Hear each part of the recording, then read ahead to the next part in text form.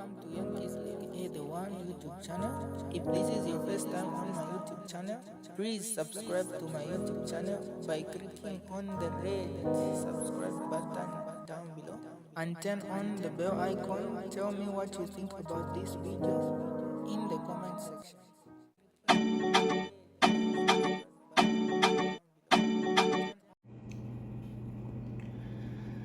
Hello, Zambia. Yeah, I was here in the morning, but I have to come back because I've just seen a very disturbing clip from the president of the Republic of Zambia.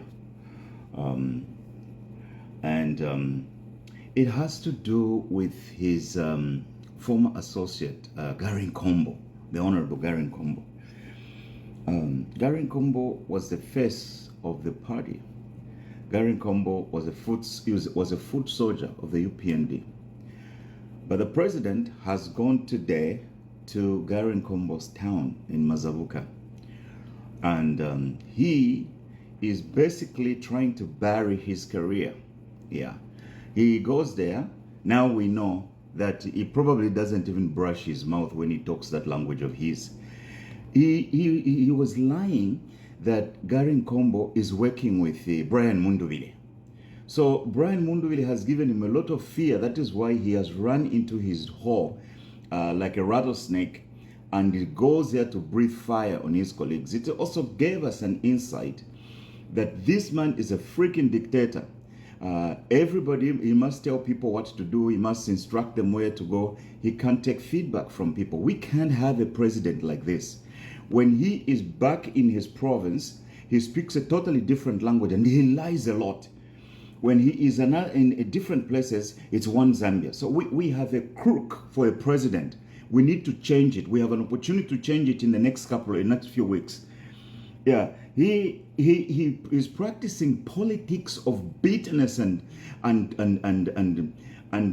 tribal hegemony. He must be fired by the people. We must fire him. We must recruit a new president for this country so we can focus on development and not on fighting tribalism. He is clearly shaken by Brian Munduvile and his his operation. But he's a dictator, and we cannot have a thing like this in the office of the president.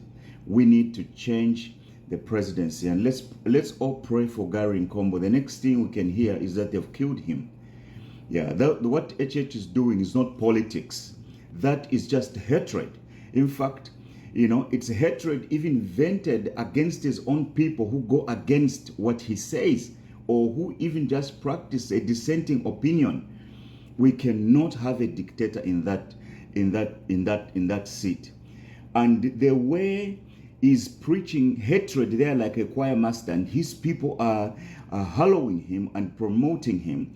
Let us do the same. There is no being a colony for Southern Province. You've seen the tribalism that is going on there. And there's been nothing for you. You are the ones with the mines, but there are no roads, there are no schools, there are no bridges. There's nothing constructive going on except the dust and wearing red ligaria every time Hakainde comes here. This time around, Northwestern Province is not going to be a colony. It's not going to be a colony for Southern Province.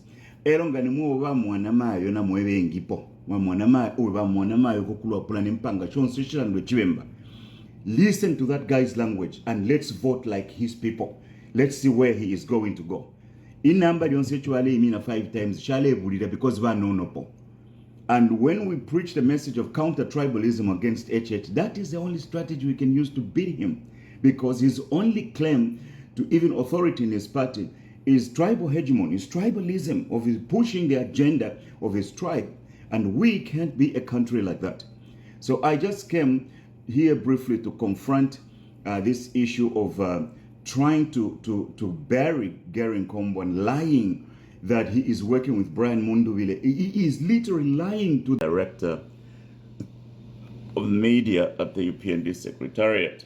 So I want to share my few cents, my thoughts from two perspectives. The first perspective is that of a forensic accountant. Yeah. And the second perspective is that of an expert fraud examiner. And I want to share some principles here and the way I perceive the thing. And my focus is on the interview that Mark had with Schuster. First, the nuances of that. Number one, it seems to me there have been very suspicious big government contracts awarded, and which may have led to some problems. Yes, and now there is an expose, kind of, so it's in the public domain. Yeah, and clearly Mark feels aggrieved. Mark feels aggrieved, and he decided that he is going to unleash lawfare on the Honorable Brian Munduvile and other people who he thinks encroached on his personal rights using the cyber law. But in my field as an expert fraud examiner, one of the things we look at is the posture of the accused. The posture of the accused, in this case, the posture of Mark, if he is the accused. In that interview, he categorically denied having owed the ZNS 77 million kwacha. Yeah, but the way he denied it was very tactical. He said, Max Mue, I do not do that.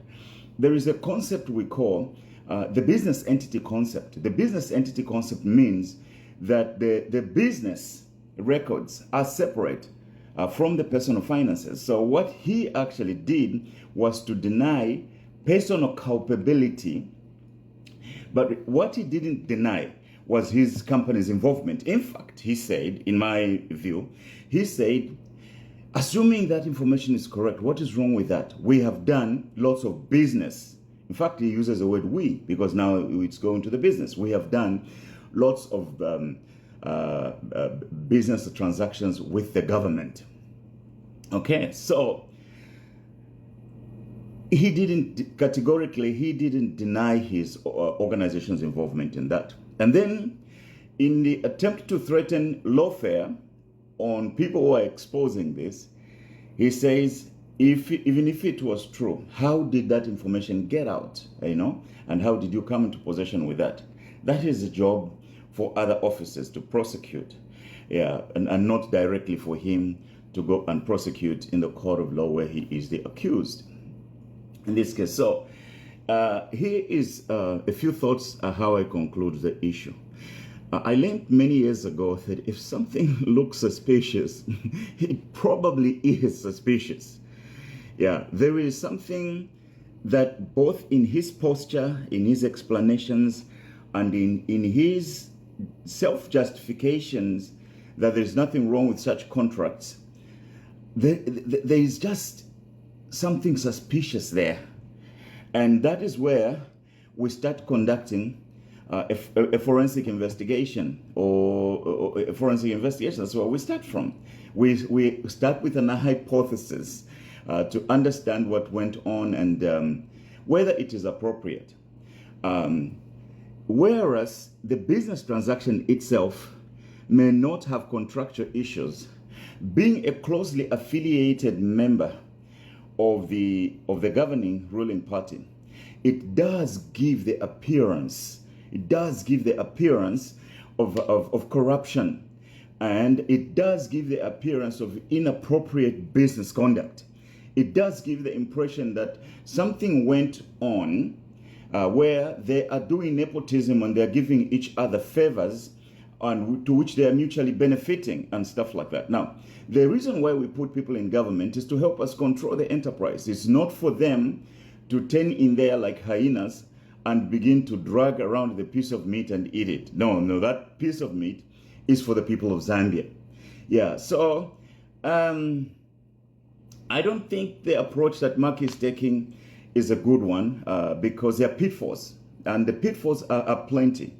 First of all, there is everything wrong with officials of government corruptly crippling institutions of government. So if that is the case, it's a matter that needs to be investigated.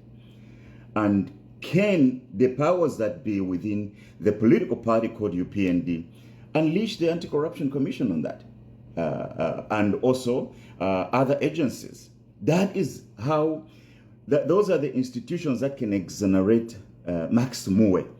Those are the institutions that can help us understand, separate facts from fiction. Otherwise, it looks suspicious, and any appearance of corruption in government reduces the level of confidence that people are going to have in their government.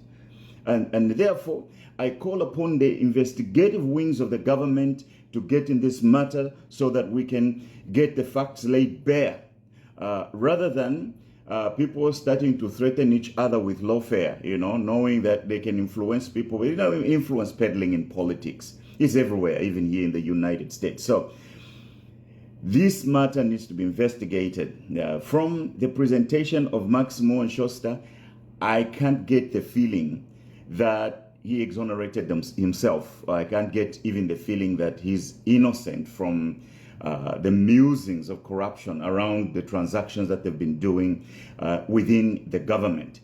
That is my take on that issue. Zambia, have a beautiful day. Thank you for listening to this piece.